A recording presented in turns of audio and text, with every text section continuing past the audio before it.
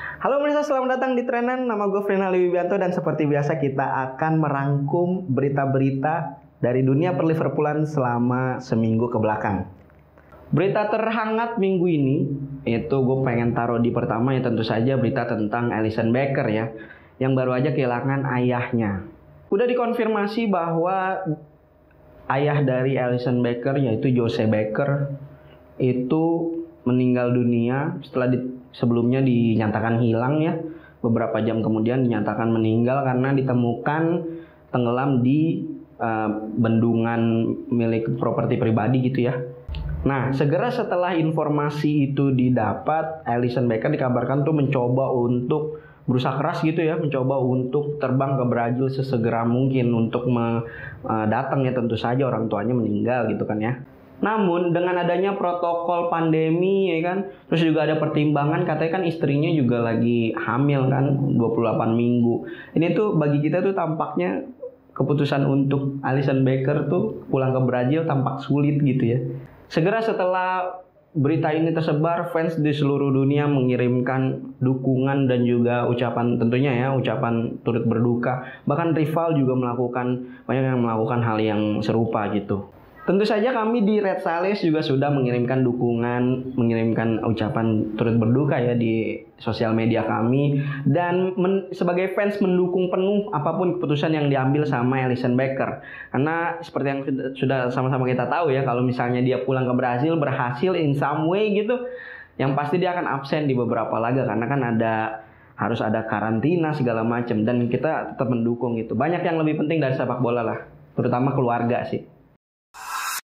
Nah, berita selanjutnya ada dari Kapten Anderson nih yang katanya operasinya berjalan sukses tapi memang harus absen cukup lama. Setelah mendapatkan cedera di area paha, Henderson kemudian dioperasi dan kabarnya sudah berjalan dengan sukses operasinya. Namun menurut Jurgen Klopp di konferensi pers kemarin terakhir di jelang laga melawan Sheffield, Klopp bilang kayaknya ini bukan cedera yang memakan waktu sebentar ya kan. Nah, bagi yang lupa mungkin Henderson itu mendapatkan cedera tersebut ketika pertandingan lawan Everton di pekan ke-25 Liga Inggris musim 2020-2021. Tidak ada time frame yang ditetapkan sama official club ya dari Liverpool FC-nya, itu nggak ada time frame-nya kapan dia bisa pulih dan mulai latihan lagi, tapi banyak media-media yang mengabarkan bahwa Henderson mungkin akan absen selama 6-8 minggu melihat dari sejarahnya orang yang kena cedera serupa gitu ya, itu makan waktu selama itu. Nah, jika benar Henderson harus menepi selama 6-8 minggu, itu artinya Henderson akan melewatkan pertandingan lawan Sheffield, Chelsea, Fulham, Wolverhampton Wanderers sama Arsenal dan RB Leipzig di Liga Champions. Ya, satu lagi tambahan pemain cedera. Ya, udahlah, udah habis kata-kata gue. Berita selanjutnya langsung aja deh ya. Liverpool katanya berpotensi kehilangan atau rugi sebesar 80 juta pound sterling musim ini. Setelah hampir satu musim penuh tanpa penonton di Anfield, itu menurut LFC Echo, Liverpool tuh kemungkinan akan rugi sebesar 80 juta pound sterling tuh. Nah, dari mana sih angka 80 juta pound sterling itu? Kalau kata LFC Echo, mereka dapat angka ini dari pendapatan klub ketika musim 2018-2019. Waktu itu pendapatannya Liverpool itu sekitar 84,2 juta pounds. Hanya ada dua klub yang berpotensi mengalami kerugian lebih banyak dari Liverpool di Liga Inggris, yaitu Manchester United dengan 110 juta dan Arsenal 96 jutaan pound sterling gitu ya. Nah, di musim ini Anfield tetap kedatangan supporter, tapi cuma 3 pertandingan waktu itu, dan itu juga dibatasin 1000 supporter ya, lagi di bulan Desember lalu. Nah, kabar baiknya pemerintah Inggris sedang mengupayakan agar penonton bisa segera datang ke stadion, supporter secara full gitu ya, di akhir musim nanti. Itu berarti Liverpool akan kedatangan, kemungkinan besar ya kalau misalnya ini berhasil, akan kedatangan fans, supporter dengan jumlah yang full. Anfield akan terisi lagi ketika pertandingan terakhir yaitu melawan Crystal Palace. permasalahannya kalau misalnya begini terus gitu, nggak penonton nggak ada yang datang segala macam, gue sih kurang pede apakah Liverpool akan belanja pemain nih nanti di bursa transfer musim panas ya. Next, berita selanjutnya ada Virgil van Dijk yang terlihat latihan di lapangan luar fasilitas latihannya Kirkby ya. Nah, bagi yang lupa, ini kalau ada yang lupa, Van Dijk ini kita sama-sama tahu mungkin ya cedera ACL ya sejak bulan Oktober di pertandingan derby leg pertama musim 2020-2021 lawan Everton. Jadi di leg pertama kita kehilangan Van Dijk, waktu itu juga kehilangan Thiago. Kemarin di leg kedua kita kehilangan Henderson. Bagus Everton, luar biasa. Nah, konyolnya Van Dijk itu di sesi foto itu sangat terlihat bugar sekali gitu, terlihat strong gitu. Itu gue curiga kalau misalnya dia main di Liga Marin nih, mungkin dia sudah boleh main. Berita selanjutnya, Harvey Elliott dan juga Sepp van den Berg menampilkan performa impresif di Championship. Dari berita yang gue dapat, Harvey Elliott itu di klub di mana dia dipinjamkan yaitu Blackburn di divisi 2 Liga Inggris Championship, berperan di 14 direct goal yang dicetak sama Blackburn.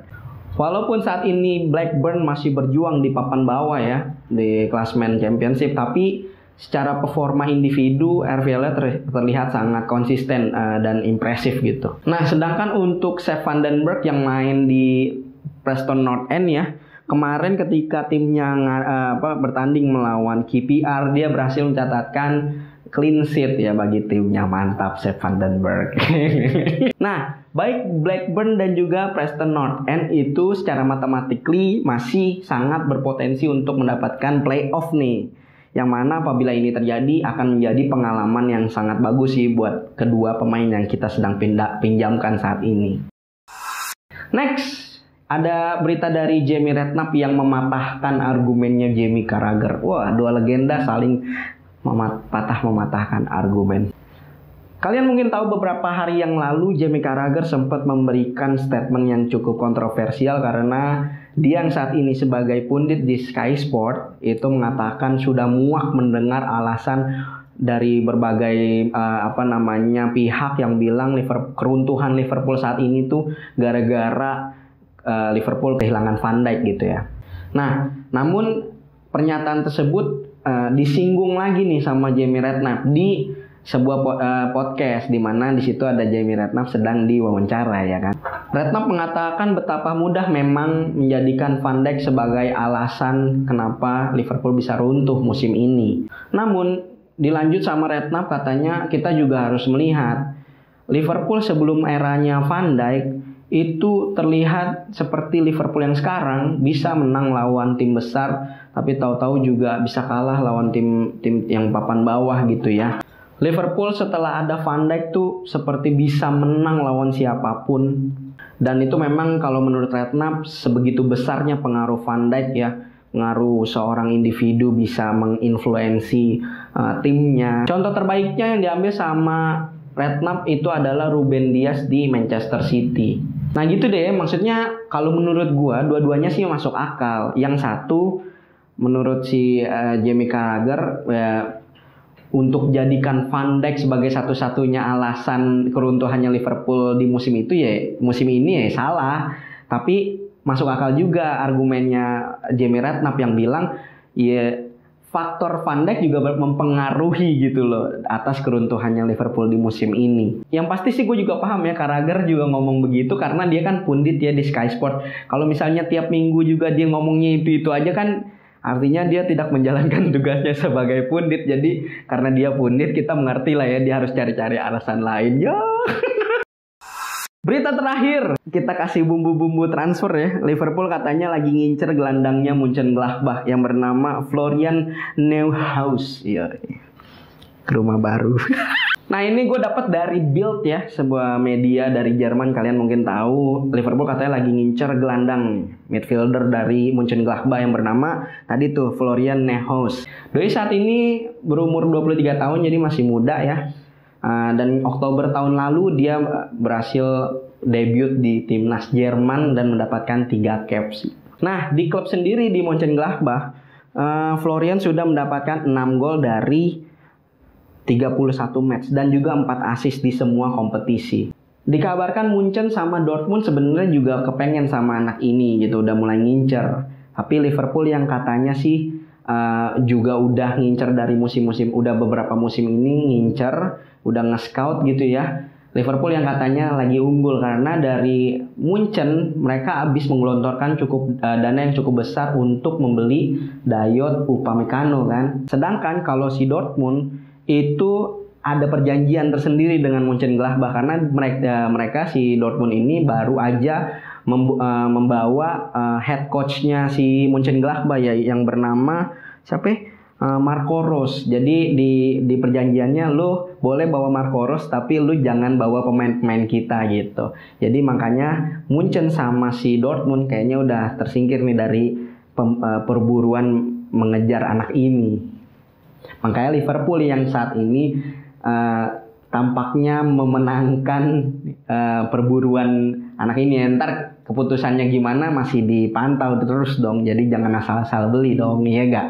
Oke, jadi itu saja untuk rangkuman berita dari dunia per-Liverpoolan selama seminggu ke belakang. Masih banyak sebenarnya berita-beritanya, tapi gue batasin aja 7 berita gitu ya. Kalau misalnya ada kritik dan juga saran, silakan teman-teman bisa kasih di kolom komentar ya. Misalnya apa yang kurang gitu ya, apa yang mau ditambahkan. Silahkan ada di kolom komentar ditulis aja. Terakhir, nama gue Fernaldi Wibianto. Gue mengucapkan terima kasih untuk teman-teman yang sudah menyaksikan. Jangan lupa di subscribe channelnya, di share ke teman-teman fans Liverpool lain supaya mereka tahu ada Red Salis TV. Oke, terima kasih. Sehat-sehat selalu teman-teman. Sampai bertemu di trenan episode selanjutnya. Bye-bye.